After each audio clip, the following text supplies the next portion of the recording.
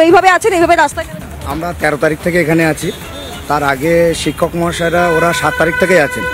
আমরা 13 তারিখ থেকে শিক্ষা কর্মীরা আছে, বিশেষ করে যারা গ্রুপ ডি গ্রুপ সি কর্মী, তারা 13 তারিখ থেকে এখানে অবস্থান করছে। আপনারা যে এখানে আছেন, আপনাদের অবস্থান জানাচ্ছেন, আপনাদের বিক্ষোভ করছেন, সব ঠিক আছে, কিন্তু বীরপুর পুঙ্গ পুলিশ শুধু আপনাদেরকে পিটিয়ে চলে যাচ্ছে, এর কারণটা বুঝতে পারছি না, কেন হচ্ছে এটা? দেখুন, মানে শিক্ষক মহাশয়দের সাথে আমরা শিক্ষা কর্মীরাও অবস্থান বিক্ষোভে একই সাথে আমরা করছি। কারণ শিক্ষক মহাশয়রা তারা যেমন চাকরি হারিয়েছেন, আমরাও সেই একইভাবে চাকরিটা হারিয়েছি। যে প্যানেলটা এখানে বিক্ষোভ করাটা কি ভুল? আগে বলুন, এখানে বিক্ষোভ করাটা কি? দেখুন, আমরা তো অন্যায়ভাবে বিক্ষোভটা দেখাচ্ছি না। আজ আমরা চাকরি চলে গেছে, সেটা কিন্তু আমাদের দোষে যায়নি, সরকারের সিস্টেমেটিক ফ্রডের কারণে গিয়েছে, তার জন্য আমাদের চাকরিটা চলে গেছে। আমার তো এটাই প্রশ্ন, যে বিক্ষোভ করাটা কি কোনো বেআইনি কাজ? একদমই না। যে কোনো গণতান্ত্রিক দেশে বিক্ষোভ শান্তিপূর্ণভাবে বিক্ষোভ হতেই পারে। আমরা শান্তিপূর্ণভাবেই বিক্ষোভ করছি। বিক্ষোভ করাটা দাদা কোনো বেআইনি কাজ? একেবারেই নয়। আমি আরেকবার জিজ্ঞেস করি, বিক্ষোভ করা কোনো বেআইনি কাজ? না, আমরা শান্তিপূর্ণভাবেই করেছি বিক্ষোভ। না, গণতান্ত্রিক রাষ্ট্র থেকে শুনছিলাম দিদি বিক্ষোভ একদমই না, আমরা গণতান্ত্রিক দেশের অধিবাসী, আমরা অবশ্যই এটা করতে পারি শান্তিপূর্ণভাবে। আমি বিশ্বাস করে আপনারা প্রত্যেকে একই কথা বলবেন, বিক্ষোভ করা কোনো বেআইনি কাজ? গণতান্ত্রিক অধিকার, গণতান্ত্রিক অধিকার, স্পষ্টভাবে, অত্যন্ত স্পষ্টভাবে এই কথাগুলো শুনুন। বিক্ষোভ করাটা গণতান্ত্রিক অধিকার। এই শিক্ষাকর্মীরা তারাও এখন এসে যোগদান করেছেন এই লড়াইতে, কারণ তারাও অকালে চাকরিটা খুঁয়েছেন। এদের প্রত্যেকেরই পরিবার রয়েছে, এদের হাতে কাজ নেই, পরিবার কি করে চলবে, সংসার কি করে চলবে, নিজেরা কি করে চলবেন এরা জানেন না। তাহলে পুলিশ কেন আপনাদের উপর আক্রমণ করে? পুলিশ কেন ওভার অ্যাক্টিভ? কি আচরণ পান আপনারা পুলিশের থেকে? একটু শুনি। চাইছেন দমন পীড়নের মাধ্যমে এদেরকে দমিয়ে রাখতে। হ্যাঁ, ওদের দোষেই চাকরিটা গিয়েছে, তৎসত্ত্বেও এদেরকে ভয় দেখিয়ে আমাদেরকে এরকম করতে চাইছে। গভর্নমেন্টের স্বার্থে এটা করেছে, গভর্নমেন্টের দাসত্ব হয়ে আছে ওরা দীর্ঘদিন ধরে। ওরা চাইছে, এটা হচ্ছে মুখ্যমন্ত্রীর নির্দেশে এটা করা হচ্ছে।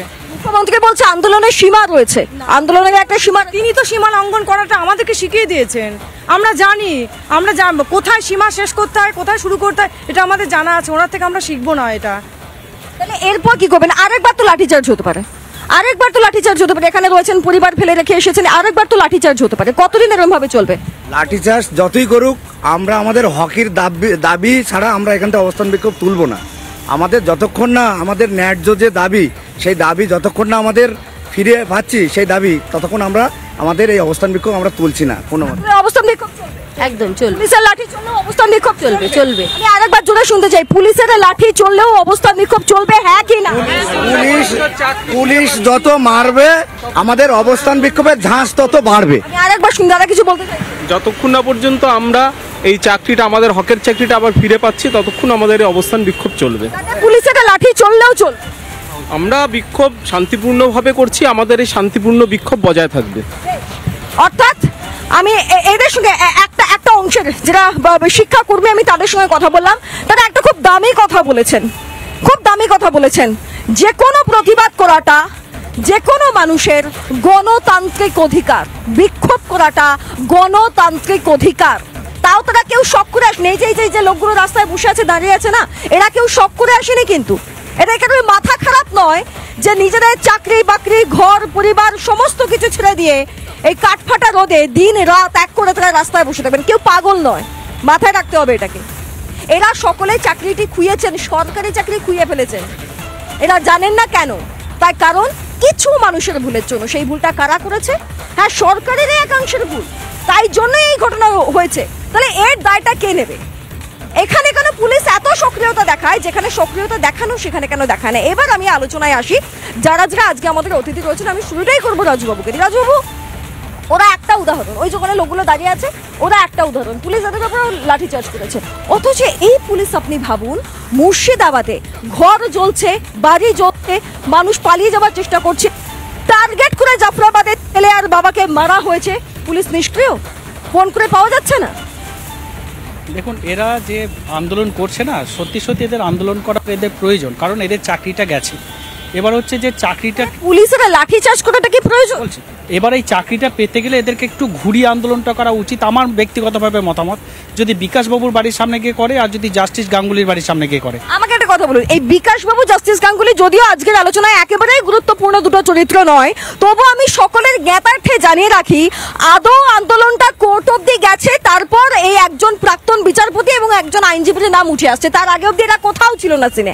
আমার প্রশ্ন হচ্ছে যে সাদা খাতাটা জমা দিয়ে চাকরিটা হলো কি করে, ঘুষটা দিয়ে চাকরিটা হলো কি করে, এই প্রশ্নের উত্তর রাজবাবুরা দিতে পারবেন না, তাই তারা রাজনীতির আলিঙ্গনটাকে সুন্দর করে ব্যবহার করার চেষ্টা করেন। এইবার আমি রাজুবাবু আপনাকে একটা কথা বলি, এত নয় গেলে চাকরির কথা, আমি আপনাকে মুর্শিদাবাদ নিয়ে প্রশ্ন করছি।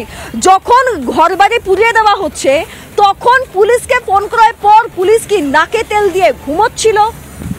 হাইকোর্টের তিনজনের একটা তদন্ত কমিটি করেছিল, সেই তদন্ত কমিটি রিপোর্টে বলছে যে ইচ্ছাকৃত মানে উদ্দেশ্য প্রণোদিতভাবে এই দাঙ্গাটাকে লাগানো হয়েছে রাজনৈতিক উদ্দেশ্যে।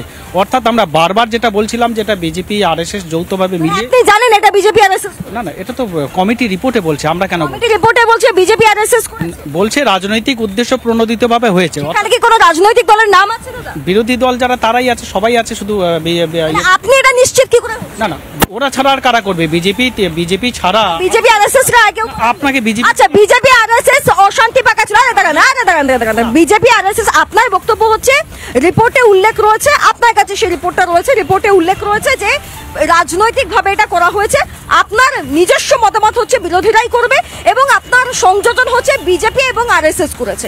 বেশ, তর্কের খাতিরে আপনার কথাকে আমি মান্যতা দিলাম। এবার আমাকে বলুন পুলিশ কি করছিল? পুলিশ তো ব্যবস্থা নিয়েছে এখানে।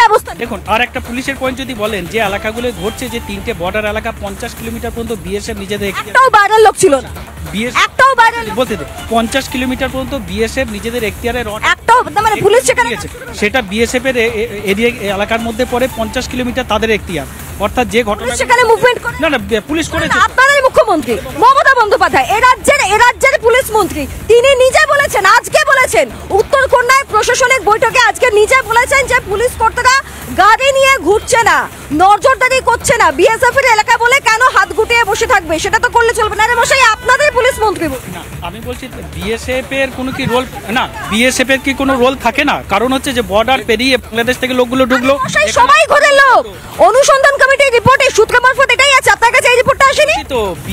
বিএসএফ কি করছিল? কেন্দ্র সরকার স্বরাষ্ট্র দপ্তর কি করছিল? দেখুন অনুসন্ধান কমিটি যে রিপোর্ট দিয়েছে রাজুবাবুরা দেখে না, কারণ রাজুবাবুরা তখন ঘুমিয়ে থাকে। এই ঘুম থেকে উঠে স্বপ্ন দেখে বলছে বিরোধীরা করেছে। পুলিশ যদি সক্রিয় হতো তাহলে মুর্শিদাবাদের এই ঘটনা ঘটতো না। 3 কিলোমিটার দূরে বাংলাদেশ থেকে কিভাবে ঢুকলো? পুলিশ যায়নি, পুলিশের কাজ কি ছিল?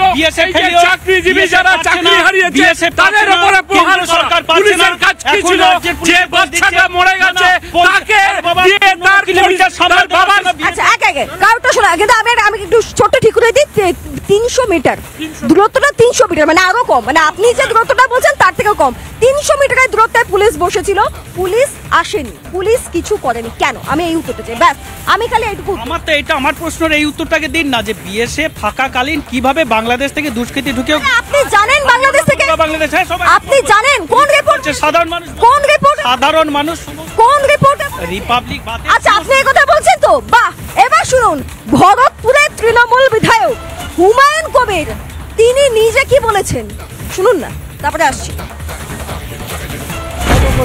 আমার যে অবজারভেশন, যখন শুরুতেই 11 তারিখে ওমরপুরে ন্যাশনাল হাইওয়ে অবরোধ করা হলো দীর্ঘক্ষণ ধরে, এবং সেখানে অবরোধ তুলতে গিয়ে পুলিশের গাড়িতে অগ্নিসংযোগ করা হলো, অনেক পুলিশ কর্মী আহত হলো, অনেক ব্যক্তি লাঠিচার্জ খেলো, সেটাই গল্লদ ছিল।